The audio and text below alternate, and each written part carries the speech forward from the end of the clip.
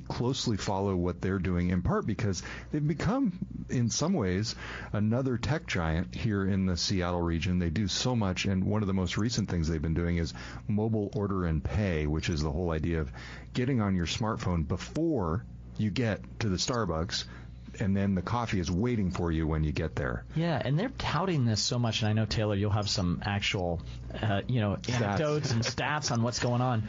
But here's my thing with this. This just came to me. When I go to Starbucks, and I go there a decent amount, not for my own needs, but my wife is an addict, she goes there all the time. They're really efficient. I mean, is waiting, in some places. Maybe it is some places, but I don't know. My experience is it's never really, even if there's a line, it's not that bad. I think your observation on this is akin to my observation that Seattle traffic has gotten better. Maybe. I don't know. We never have to wait that long. So, Taylor, what's going on with mobile order and pay? Well, it's interesting you say that. So there's now 6 million mobile order and pay transactions per month. And that's a pretty substantial number. And this is just in the U.S.? It's all U.S. stores, and it's actually being rolled out in the UK and Canada now on a trial basis.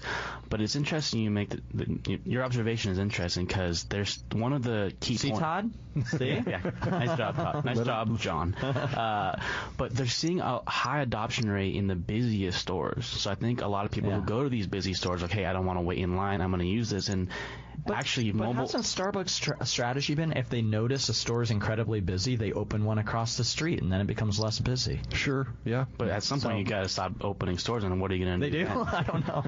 Okay.